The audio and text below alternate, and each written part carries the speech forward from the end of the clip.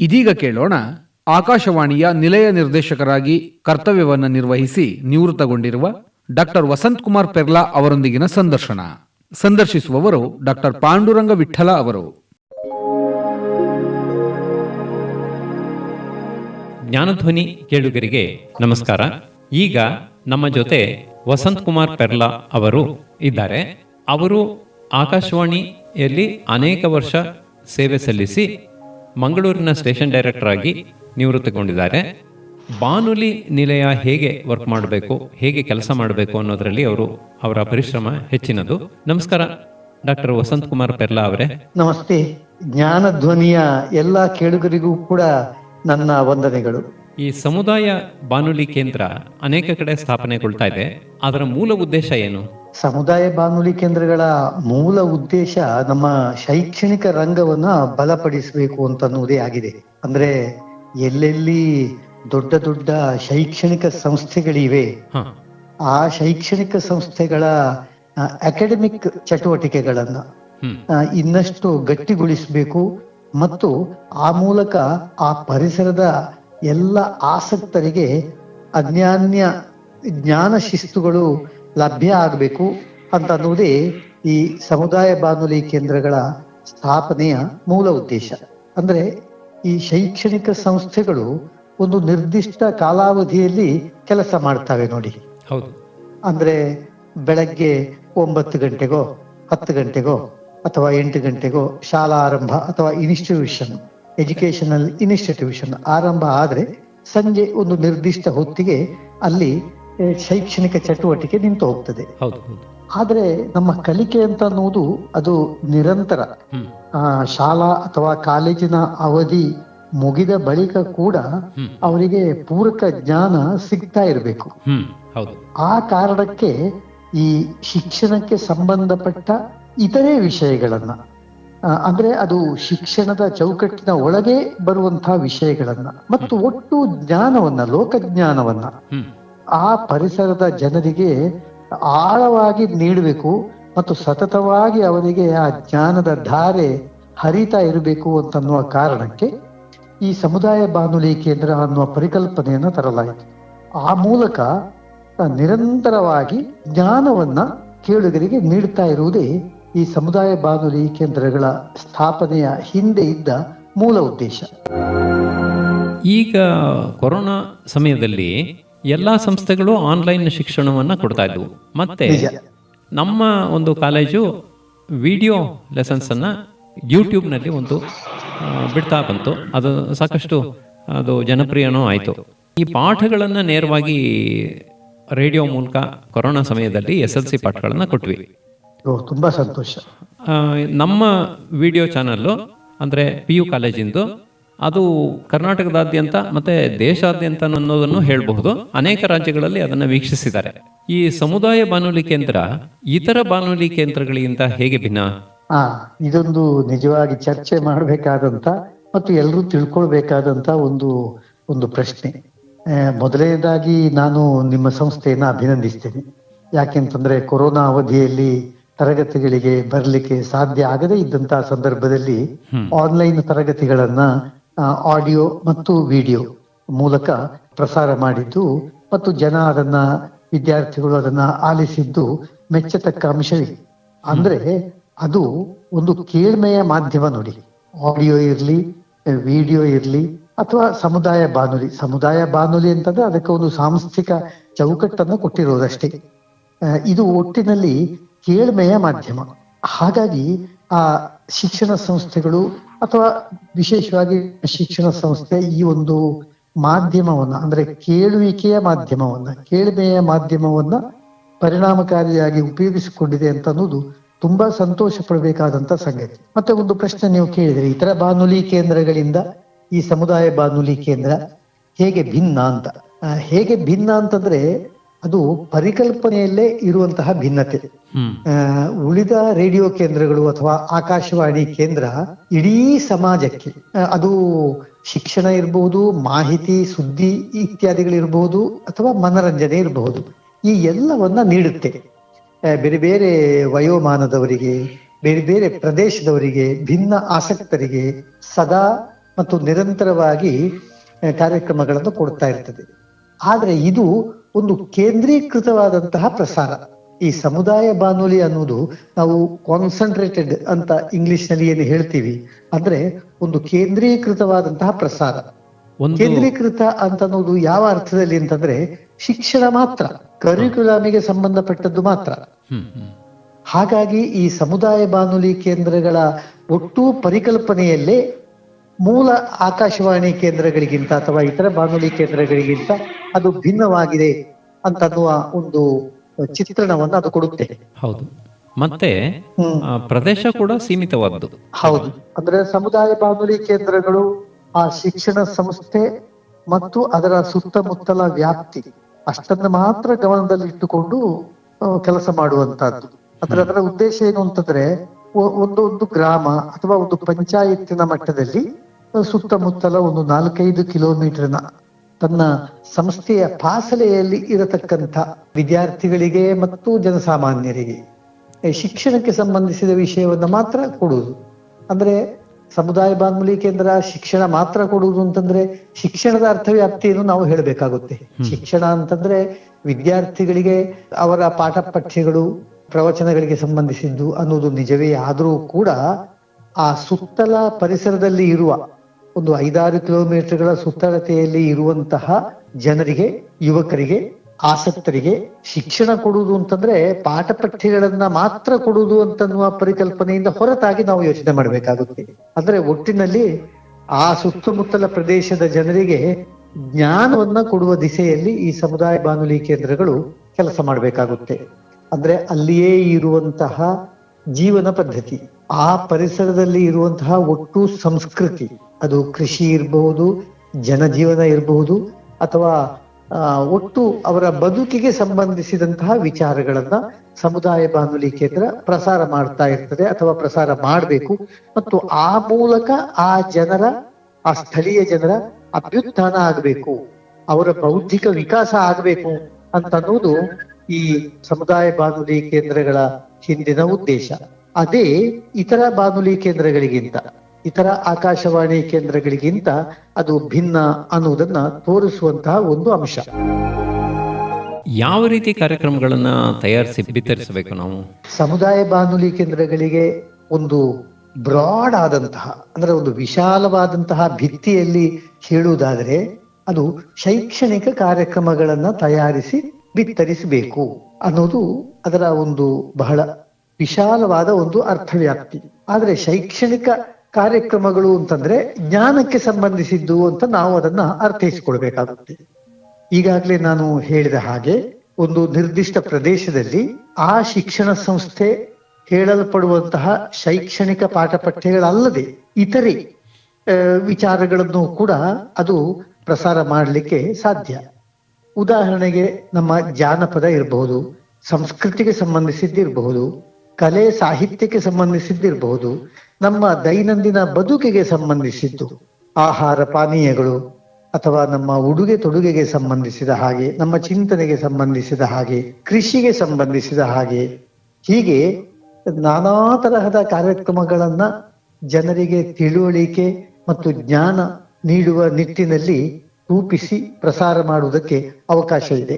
ಒಟ್ಟಿನಲ್ಲಿ ಒಬ್ಬ ನಾಡೋಜ ಅಥವಾ ಒಬ್ಬ ಗುರು ಅಥವಾ ಒಬ್ಬ ಶಿಕ್ಷಕ, ಒಬ್ಬ ಅರಿವುಳ್ಳ ತಿಳಿವಳಿಕಸ್ಥ ಜ್ಞಾನಿಯಾದ ಒಬ್ಬ ಶಿಕ್ಷಕ ಊರಿನಲ್ಲಿ ತಮ್ಮ ಬಾಂಧವರಿಗೆ ಯಾವ ರೀತಿ ಜ್ಞಾನವನ್ನ ಹಂಚಲಿಕ್ಕೆ ಸಾಧ್ಯ, ಆ ರೀತಿಯ ಕೆಲಸವನ್ನ ಈ ಸಮುದಾಯ ಬಾನುಲಿ ಕೇಂದ್ರ ಮಾಡಬೇಕಾಗುತ್ತೆ. ಅಂದ್ರೆ ಆ ಹಿರಿಯ ಜ್ಞಾನಿ ಗುರು ಯಾವ ರೀತಿಯಲ್ಲಿ ಆ ಪರಿಸರದ ಜನರಿಗೆ ಒಂದು ಜ್ಞಾನವನ್ನ ನೀಡ್ತಾನೆ, ತಿಳುವಳಿಕೆಯನ್ನ ನೀಡ್ತಾನೆ, ಬೋಧೆಯನ್ನ ಕೊಡ್ತಾನೆ. ಹಾಗೆ ಈ ಸಮುದಾಯ ಬಾನುಲಿ ಕೇಂದ್ರ ಸುದ್ದಿ ಮಾಹಿತಿಗಳಿಗೆ ಸಂಬಂಧಪಡದೇ ಇರುವ, ಮನರಂಜನೆಗೆ ಸಂಬಂಧಪಡದೇ ಇರುವ, ಆಡಳಿತ ರಾಜಕೀಯ ಇತ್ಯಾದಿ ವಿಚಾರಗಳಿಗೆ ಸಂಬಂಧಪಡದೇ ಇರುವ ಶುದ್ಧ ಜ್ಞಾನ, ಸಾಮಾಜಿಕ ತಿಳುವಳಿಕೆ, ಲೋಕಜ್ಞಾನವನ್ನ ಒಬ್ಬ ಗುರುವಿನ ಸ್ಥಾನದಲ್ಲಿ ನಿಂತು ಕೊಡತಕ್ಕಂತಹ ಕೆಲಸವನ್ನ ಈ ಸಮುದಾಯ ಬಾನುಲಿ ಕೇಂದ್ರ ಮಾಡಬೇಕಾಗುತ್ತೆ. ಸಮುದಾಯ ಬಾನುಲಿ ಕೇಂದ್ರಕ್ಕೆ ಬಹಳ ದೊಡ್ಡ ಪಾತ್ರ ಇದೆ.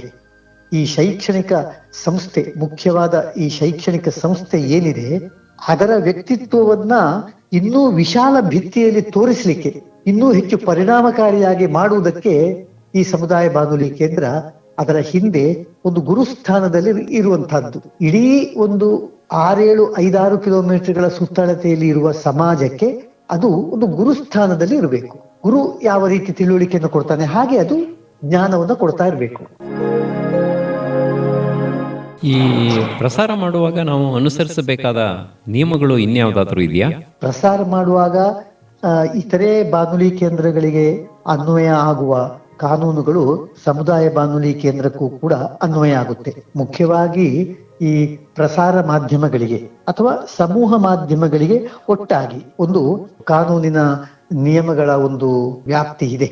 ಆ ಕಾನೂನನ್ನ ಹೊರತುಪಡಿಸಿ ಈ ಸಮುದಾಯ ಬಾನುಲಿ ಕೇಂದ್ರಗಳು ಕೂಡ ಕಾರ್ಯಕ್ರಮವನ್ನ ಬಿತ್ತರ ಮಾಡುವಂತಿಲ್ಲ. ಕಾನೂನುಗಳು ಎಲ್ಲಾ ಸಮೂಹ ಮಾಧ್ಯಮಗಳಿಗೂ ಏಕರೂಪವಾದದ್ದು. ಅದೇನು ಅಂತಂದ್ರೆ, ಮಾನನಷ್ಟಕ್ಕೆ ಗುರಿಯಾಗುವಂತಹ ಕಾರ್ಯಕ್ರಮಗಳನ್ನ ತಯಾರು ಮಾಡಿ ಬಿತ್ತರಿಸುವಂತಿಲ್ಲ. ಆಮೇಲೆ ನಮ್ಮ ಮಿತ್ರ ರಾಷ್ಟ್ರಗಳ ಬಗೆಗೆ ಟೀಕೆ ಮಾಡುವಂತಿಲ್ಲ. ಆಮೇಲೆ ಯಾವುದೇ ಒಂದು ನಮ್ಮ ರಾಜಕೀಯ ವ್ಯವಸ್ಥೆಯನ್ನ, ಅಂದ್ರೆ ನಾವು ಒಂದು ಪ್ರಜಾಪ್ರಭುತ್ವ ಮಾದರಿಯ ಆಡಳಿತ ವ್ಯವಸ್ಥೆಯನ್ನ ಒಪ್ಪಿಕೊಂಡಿದ್ದೇವೆ. ಒಂದು ಪಕ್ಷಕ್ಕೆ ಅಧಿಕಾರ ಬಂದು ಅದು ಆಡಳಿತ ನಡೆಸ್ತಾ ಇದ್ರೆ ಅದು ಸರಕಾರ ಅಂತ ಕರೆಸಿಕೊಳ್ಳುತ್ತೆ.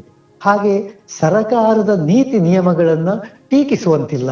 ಅಂದ್ರೆ ನಾವು ಮನೆಯ ಒಳಗಡೆ ಕೂತು ನಮ್ಮ ಮನೆಯ ಯಜಮಾನನನ್ನೇ ನಾವು ಟೀಕಿಸಿದ ಹಾಗೆ ಒಂದು ಚಿತ್ರಣ ಬಂದು ಬಿಡುತ್ತೆ. ಈ ತರಹದ ಒಂದು ನಡೆ ಸಾಧುವಾದದ್ದಲ್ಲ. ಸಮುದಾಯ ಬಾನುಲಿ ಕೇಂದ್ರಗಳು ಸಮಾಜವನ್ನ ಆರೋಗ್ಯಪೂರ್ಣವಾದ ದಿಕ್ಕಿನತ್ತ ಕೊಂಡೊಯ್ಯಬೇಕಾಗ್ತದೆ. ಅದೇ ರೀತಿ ಈ ಮಾಧ್ಯಮಗಳು ಕಮ್ಯುನಲ್ ವಿಚಾರಗಳನ್ನ, ಅಂದ್ರೆ ಒಂದು ಕೋಮುವಾದಿ ವಿಚಾರಗಳನ್ನ ಪ್ರಸಾರ ಮಾಡುವಂತಿಲ್ಲ, ಅಥವಾ ಕೋಮುವಾದಿ ಗಲಭೆಗಳನ್ನ ಹೆಚ್ಚು ಮಾಡುವಂತಹ ಪಾತ್ರವನ್ನು ಅದು ನಿರ್ವಹಿಸುವಂತಿಲ್ಲ. ಹೀಗೆ ಒಂದು ಕಾನೂನುಗಳ ಕಟ್ಟುಪಾಡು ಇತರ ಸಮೂಹ ಮಾಧ್ಯಮಗಳಿಗೆ ಯಾವುದೆಲ್ಲ ಅನ್ವಯ ಆಗುತ್ತೋ ಅವೆಲ್ಲವೂ ಕೂಡ ಸಮುದಾಯ ಬಾನುಲಿ ಕೇಂದ್ರಗಳಿಗೂ ಕೂಡ ಅನ್ವಯ ಆಗುತ್ತೆ. ಹಾಗಾಗಿ ಅವು ಈ ನಿಯಮಗಳನ್ನ ಮೀರಿ ಪ್ರವರ್ತಿಸುವಂತಿಲ್ಲ. ಈಗ ಉದಾಹರಣೆಗೆ ಸುದ್ದಿಯನ್ನ ನಾವು ಹಾಕಬಾರ್ದು ಅಂತ ಹೇಳಿದ್ದಾರೆ. ಅಕಸ್ಮಾತ್ ಆಗಿ ಅದೇ ಸುದ್ದಿಯನ್ನ, ಅಂದ್ರೆ ನಮ್ಮ ಆಕಾಶವಾಣಿಯವರು ಪ್ರಸಾರ ಮಾಡುವಂತಹ ಸುದ್ದಿಯನ್ನ ನಾವು ಕೂಡ ಅದೇ ಟೈಮ್ನಲ್ಲೇ ಅದನ್ನೇ ಹಾಕೊಂಡು ಇದು ಮಾಡಬಹುದು ಅಂತ ಹೇಳ್ತಾರೆ. ಸುದ್ದಿಯ ವಿಶ್ಲೇಷಣೆ ಮಾಡುವಂತಹ ಕಾರ್ಯಕ್ರಮಗಳನ್ನ ನಾವು ಇದು ಮಾಡಬಹುದಾ? ಸುದ್ದಿಯ ವಿಶ್ಲೇಷಣೆ ಮಾಡುವಂತಹ ಕಾರ್ಯಕ್ರಮಗಳನ್ನ ಸಮುದಾಯ ಬಾನುಲಿ ಕೇಂದ್ರಗಳು ಪ್ರಸಾರ ಮಾಡುವಂತಿಲ್ಲ. ಯಾಕೆಂದ್ರೆ ಅದಕ್ಕೆ ಲೈಸೆನ್ಸ್ ಕೊಟ್ಟಿರುವುದೇ ಶೈಕ್ಷಣಿಕ ಕಾರ್ಯಕ್ರಮಗಳನ್ನ ಪ್ರಸಾರ ಮಾಡಲಿಕ್ಕೆ. ಸುದ್ದಿ ಮತ್ತು ಮಾಹಿತಿಗಳನ್ನ ಪ್ರಸಾರ ಮಾಡುವಂತಹ ಒಂದು ಕಾರ್ಯಭಾರ ಸಮುದಾಯ ಬಾನುಲಿ ಕೇಂದ್ರಗಳಿಗೆ ಇಲ್ಲ. ಅಂದ್ರೆ ಮುಖ್ಯವಾಗಿ ಏನು ಅಂತಂದ್ರೆ, ಸುದ್ದಿ ಮಾಹಿತಿಯ ವಿಚಾರ ಬಂದಾಗ ಅದು ಯಾವ ಸೋರ್ಸ್ ಅನ್ನ ಅವಲಂಬಿಸಬೇಕಾಗುತ್ತೆ, ಇದು ಬಹಳ ಮುಖ್ಯವಾದ ಪ್ರಶ್ನೆ. ಸಮುದಾಯ ಬಾನುಲಿ ಕೇಂದ್ರಗಳಿಗೆ ಸುದ್ದಿ ಮೂಲ ಯಾವುದು, ಅವುಗಳಿಗೆ ಸುದ್ದಿ ಎಲ್ಲಿಂದ ಬರಬೇಕು ಅಂದ್ರೆ, ಸುದ್ದಿಗೂ ಕೂಡ ಒಂದು ಅಥೆಂಟಿಕ್ ಆದ ಒಂದು ಸೋರ್ಸ್ ಅಂತ ಅನ್ನೋದು ಇರುತ್ತೆ. ಆ ಸೋರ್ಸಿನಿಂದ ಬಂದಾಗ, ಅಂದ್ರೆ ಆ ಮೂಲದಿಂದ ಬಂದಾಗ, ಅಧಿಕೃತವಾಗಿ ಬಂದಾಗಲಷ್ಟೇ ಅದನ್ನ ನಾವು ಸಾರ್ವಜನಿಕವಾಗಿ ಪ್ರಸಾರ ಮಾಡುವುದಕ್ಕೆ ಸಾಧ್ಯ. ಇಲ್ಲದೆ ಹೋದಾಗ ಆ ಸುದ್ದಿ ಪ್ರಸಾರದ ಉತ್ತರದಾಯಿತ್ವವನ್ನ ಯಾರು ತಗೊಳ್ಬೇಕು ಅನ್ನೋ ಪ್ರಶ್ನೆ ಬರ್ತದೆ. ಯಾವುದೋ ಗಾಳಿ ಸುದ್ದಿ ಇರಬಹುದು, ಯಾವುದೋ ಸುಳ್ಳು ಸುದ್ದಿ ಇರಬಹುದು, ಅಥವಾ ಕಪೋಲ ಕಲ್ಪಿತವಾದ ಯಾವುದೋ ಒಂದು ಮಾಹಿತಿ ಇರಬಹುದು. ಇಂಥವನ್ನ ಬಿತ್ತರಿಸಿದಾಗ ಆ ಮಾಧ್ಯಮದ ಒಂದು ಕ್ರೆಡಿಬಿಲಿಟಿ, ಆ ಮಾಧ್ಯಮದ ಒಂದು ವಸ್ತುನಿಷ್ಠತೆಯ ಪ್ರಶ್ನೆ ಬರ್ತದೆ. ಹಾಗಾಗಿ ನಮಗೆ ಗೊತ್ತಿಲ್ಲದೆ ಇರುವ, ನಮಗೆ ಸಂಬಂಧಪಡದೇ ಇರುವ ಕೆಲಸದ ಕಡೆಗೆ ಕೈ ಹಾಕದೇ ಇರುವುದು ಕ್ಷೇಮಕರವಾದದ್ದು. ಆದ ಕಾರಣ ಈ ಸಮುದಾಯ ಬಾನುಲಿ ಕೇಂದ್ರಗಳಿಗೆ ಸುದ್ದಿಯನ್ನ ಸಂಗ್ರಹಿಸುವ, ಅಧಿಕೃತವಾದ ಸುದ್ದಿಯನ್ನ ಸಂಗ್ರಹಿಸಿ ಬಿತ್ತರಿಸುವ ಯಾವ ಒಂದು ವ್ಯವಸ್ಥೆಯೂ ಇಲ್ಲದ ಕಾರಣ ಆ ಕೆಲಸವನ್ನ ನೀವು ಮಾಡತಕ್ಕದ್ದಲ್ಲ ಅಂತ ಸರ್ಕಾರ ಹೇಳಿದೆ. ಈಗ ಉದಾಹರಣೆಗೆ ದೊಡ್ಡ ದೊಡ್ಡ ಸುದ್ದಿಯನ್ನ ಪ್ರಸಾರ ಮಾಡತಕ್ಕಂತಹ ಸಂಸ್ಥೆಗಳಿಗೆ, ಈಗ ಉದಾಹರಣೆಗೆ ಪತ್ರಿಕೆಗಳಿಗೆ, ರೇಡಿಯೋ ಮತ್ತೆ ದೂರದರ್ಶನ, ಇವಕ್ಕೆ ಒಂದು ಖಾತ್ರಿಯಾದ ಸುದ್ದಿ ಮೂಲ ಇರುತ್ತೆ. ಬೇರೆ ಬೇರೆ ಸುದ್ದಿ ಸಂಸ್ಥೆಗಳಿಂದ ಅಧಿಕೃತವಾದ ಸುದ್ದಿಗಳು ಹರಿದು ಬರ್ತವೆ. ಆ ಅಧಿಕೃತ ಸುದ್ದಿಗಳನ್ನ ಅವು ಬಿತ್ತರಿಸುವಂತಹದ್ದು. ಇಲ್ಲದೆ ಹೋದ್ರೆ ಯಾವುದೋ ಒಂದು, ಈಗ ಉದಾಹರಣೆಗೆ ಚೆನ್ನೈಯಲ್ಲಿ ಯಾವುದೋ ಒಂದು ಘಟನೆ ಸಂಭವಿಸಿದೆ, ಅದನ್ನ ನಾನು ಒಬ್ಬ ಸಮುದಾಯ ಬಾನುಲಿ ಕೇಂದ್ರದವನು ನಾನು ಬಿತ್ತರಿಸ್ತೇನೆ. ನನಗೆ ಅದರ ಮೂಲದ ಅಧಿಕೃತತೆ ಹೇಗೆ ನಾನು ಪಡೆಯುವಂತಹದ್ದು? ಅಥವಾ ಅದು ನನ್ನ ಕೆಲಸವೇ ಅಲ್ಲ. ಆ ಸುದ್ದಿಯನ್ನ ಪ್ರಸಾರ ಮಾಡುವಂತಹದ್ದು, ಸುದ್ದಿಯನ್ನ ವಿಶ್ಲೇಷಣೆ ಮಾಡುವಂತಹದ್ದು ನನ್ನ ಕೆಲಸವೇ ಅಲ್ಲದೆ ಇರುವಾಗ ಆ ಸಂಬಂಧಪಡದೇ ಇರುವ ಕ್ಷೇತ್ರಕ್ಕೆ ಯಾತಕ್ಕಾದರೂ ಕೈ ಹಾಕಬೇಕು. ಕೇವಲ ಶೈಕ್ಷಣಿಕ ಕಾರ್ಯಕ್ರಮಗಳನ್ನ ನೀವು ತಯಾರಿಸಿ ಬಿತ್ತರಿಸಿ ಜನರ ಜ್ಞಾನವನ್ನ ವಿಸ್ತರಿಸಲಿಕ್ಕೆ ನೆರವು ಕೊಡಿ.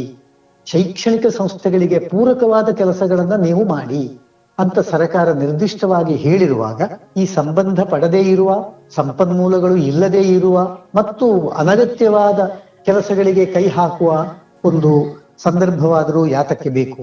ಹಾಗಾಗಿ ಸಮುದಾಯ ಬಾನುಲಿ ಕೇಂದ್ರಗಳಿಗೆ ಸುದ್ದಿಯನ್ನ ಅಥವಾ ಮಾಹಿತಿ ವಿಶ್ಲೇಷಣೆಯನ್ನು ಮಾಡುವ ಕೆಲಸವೂ ಕೂಡ ಅವುಗಳ ವ್ಯಾಪ್ತಿಯಲ್ಲಿ ಬರುವುದಿಲ್ಲ. ಈ ಸಂಪನ್ಮೂಲ ಅಂತ ಹೇಳಿದ್ರಿ, ಸಮುದಾಯ ರೇಡಿಯೋಗಳು ಯಾವ ಬಗೆಯ ಒಂದು ರಿಟರ್ನ್ಸು ಅಂದರೆ ಹಣವನ್ನು ಸಂಪಾದಿಸುವಂಥ ಅದರಲ್ಲಿ ಹಿಂದೆ ಬೀಳ್ತವೆ? ಯಾವ ರೀತಿ ಸಂಪನ್ಮೂಲವನ್ನು ನಾವು ಕ್ರೋಢೀಕರಿಸಬಹುದು? ಸಮುದಾಯ ಬಾನುಲಿ ಕೇಂದ್ರಗಳ ಲೈಸೆನ್ಸ್ ಅನ್ನ ಆಯಾ ಸಂಸ್ಥೆಗಳಿಗೆ ಕೊಡುವಾಗ ಇವನ್ನ ಪರಿಶೀಲಿಸಿಯೇ ಕೊಡಲಾಗುತ್ತೆ. ಅಂದ್ರೆ ಲಾಂಗ್ ಸ್ಟ್ಯಾಂಡಿಂಗ್ ಇರುವಂತಹ, ಹಿರಿದಾದ, ದೊಡ್ಡ ಸ್ಥಾಪಿಸಲ್ಪಟ್ಟಿರುವಂತಹ, ಅಂದ್ರೆ ಈಗಾಗಲೇ ಎಸ್ಟಾಬ್ಲಿಷ್ ಆಗಿರುವಂತಹ ಎಜುಕೇಶನಲ್ ಇನ್ಸ್ಟಿಟ್ಯೂಷನ್ಸ್ ಮತ್ತು NGOಗಳಿಗೆ ಕೊಡಲಾಗುತ್ತೆ. ಆರ್ಥಿಕವಾಗಿ ಸುಭದ್ರವಾಗಿ ಇಲ್ಲದೇ ಇರುವ ಸಂಸ್ಥೆಗಳು ಅದನ್ನ ಯಾತಕ್ಕಾದರೂ ಪಡೆಯಬೇಕು. ಹೌದು. ಲೈಸೆನ್ಸ್ಗೆ ಅಪ್ಲೈ ಮಾಡಿ ಒಂದು ಸಮುದಾಯ ಬಾನುಲಿ ಕೇಂದ್ರವನ್ನ ಸ್ಥಾಪನೆ ಮಾಡ್ತೇನೆ ಅಂತ ಒಂದು ಸಂಸ್ಥೆ ಮುಂದೆ ಬರುವಾಗ ಅದು ತನ್ನ ಹಣಕಾಸಿನ ಸಂಪನ್ಮೂಲದ ಭದ್ರತೆಯನ್ನ ನೋಡಿಕೊಂಡೇ ಅಪ್ಲೈ ಮಾಡುತ್ತೆ. ಅಪ್ಲೈ ಮಾಡಬೇಕು ಕೂಡ. ಮತ್ತು ಅದನ್ನ ನಡೆಸಿಕೊಂಡು ಹೋಗುವಂತಹ ಜವಾಬ್ದಾರಿಯು ಆ ಸಂಸ್ಥೆಯ ಮೇಲೇನೆ ಇರುತ್ತೆ. ಒಂದು ಶೈಕ್ಷಣಿಕ ಸಂಸ್ಥೆ, ಉದಾಹರಣೆಗೆ ಒಂದು ಕಾಲೇಜು ಅಥವಾ ಒಂದು ವಿಶ್ವವಿದ್ಯಾನಿಲಯ, ಅದನ್ನ ಯಾವ ರೀತಿ ನಡೆಸಿಕೊಂಡು ಹೋಗುತ್ತೋ ಅದೇ ರೀತಿ ಸಮುದಾಯ ಬಾನುಲಿ ಕೇಂದ್ರವನ್ನು ಆ ಸಂಸ್ಥೆ ನಡೆಸಿಕೊಂಡು ಹೋಗ್ಬೇಕಾಗುತ್ತೆ. ಆ ಸಂಸ್ಥೆಗೆ ಸಮುದಾಯ ಬಾನುಲಿ ಕೇಂದ್ರ ಒಂದು ಬೆನ್ನೆಲುಬು ಇದ್ದ ಹಾಗೆ. ಅದು ಆ ಪ್ರದೇಶದ ವಿದ್ಯಾರ್ಥಿಗಳು ತನ್ನ ಶಿಕ್ಷಣ ಸಂಸ್ಥೆಗೆ ಬರುವುದಕ್ಕೆ ಕೂಡ ನೆರವನ್ನು ನೀಡುತ್ತೆ. ಯಾಕೆಂದ್ರೆ ಅಲ್ಲಿ ಹ್ಯಾಮರಿಂಗ್ ಆಗುತ್ತೆ. ಅಂದ್ರೆ ಅಕಾಡೆಮಿಕ್ ಚಟುವಟಿಕೆಗಳ ಜೊತೆಗೆ ಸಮುದಾಯ ಬಾನುಲಿ ಕೇಂದ್ರಗಳ ಮೂಲಕ ಮತ್ತೆ ಜ್ಞಾನದ, ಶೈಕ್ಷಣಿಕ ತಿಳುವಳಿಕೆಯ ಹ್ಯಾಮರಿಂಗ್ ಆಗುತ್ತೆ. ಅದು ಒಂದು ರೀತಿ ಬೆನ್ನೆಲುಬಿದ್ದ ಹಾಗೆ ಆ ದೊಡ್ಡ ಸಂಸ್ಥೆಗೆ. ಮತ್ತೆ ಬೇರೆ ಯಾವುದೇ ರೀತಿಯಲ್ಲಿಯೂ ಸಂಪನ್ಮೂಲ ಕ್ರೋಢೀಕರಣ ಮಾಡುವಂತಹ ಒಂದು ಅವಕಾಶ ಈ ಸಮುದಾಯ ಬಾನುಲಿ ಕೇಂದ್ರಗಳಿಗೆ ಇರುವುದಿಲ್ಲ. ಅವುಗಳ ಪ್ರಸಾರದ ಅವಧಿಯೂ ಕೂಡ ಅದೇ ತರಹ ಇದೆ ನೋಡಿ. ಅಂದ್ರೆ ಅವು ಶೈಕ್ಷಣಿಕ ಚಟುವಟಿಕೆ ಆಗುವ ಸಮಯದಲ್ಲಿ ಅವು ಪ್ರಸಾರ ಮಾಡುವುದಿಲ್ಲ. ಶೈಕ್ಷಣಿಕ ಚಟುವಟಿಕೆ ಆರಂಭ ಆಗುವುದಕ್ಕೆ ಮುನ್ನ, ಅಂದ್ರೆ ಬೆಳಗ್ಗೆ, ಮತ್ತು ಶೈಕ್ಷಣಿಕ ಚಟುವಟಿಕೆ ಸಂಸ್ಥೆಯಲ್ಲಿ ಮುಗಿದ ಬಳಿಕ ಸಂಜೆ, ಬೆಳಗ್ಗೆ 1.5-2 ತಾಸುಗಳ ಕಾಲ ಮತ್ತು ಸಂಜೆ 1.5-2 ತಾಸುಗಳ ಅಥವಾ 2.5 ತಾಸುಗಳ ಮತ್ತು ತಮ್ಮ ಸಂಸ್ಥೆಯ ಒಂದು ಸಂಪನ್ಮೂಲ ಮತ್ತು ಅದರ ಚಟುವಟಿಕೆಯ ಹಿನ್ನೆಲೆಯಲ್ಲಿ ಅವು ಪ್ರಸಾರ ಮಾಡುವಂತದ್ದು. ಹಾಗಾಗಿ ಒಂದು ಸಮುದಾಯ ಬಾನುಲಿ ಕೇಂದ್ರವನ್ನ ನಡೆಸುವ ಎಲ್ಲ ಜವಾಬ್ದಾರಿ ಆ ಸ್ಥಾಪಿತ ಸಂಸ್ಥೆಗೆ ಇದ್ದೇ ಇದೆ.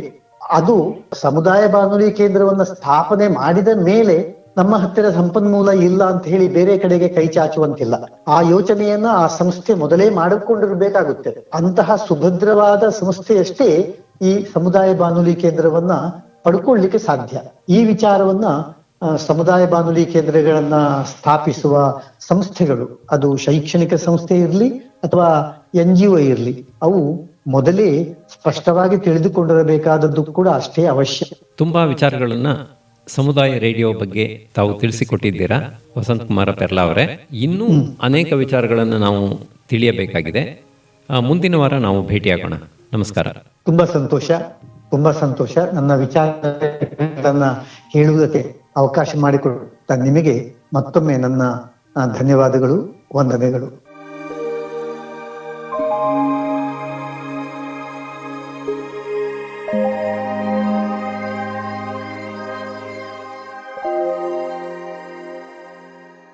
ಇದುವರೆಗೂ ಆಕಾಶವಾಣಿಯಲ್ಲಿ ನಿಲಯ ನಿರ್ದೇಶಕರಾಗಿ ಕರ್ತವ್ಯ ನಿರ್ವಹಿಸಿ ನಿವೃತ್ತಿಗೊಂಡಿರುವ ಡಾಕ್ಟರ್ ವಸಂತ್ ಕುಮಾರ್ ಪೆರ್ಲಾ ಅವರೊಂದಿಗಿನ ಸಂದರ್ಶನ ಕೇಳಿದಿರಿ. ಸಂದರ್ಶಿಸಿದವರು ಡಾಕ್ಟರ್ ಪಾಂಡುರಂಗ ವಿಠಲ ಅವರು.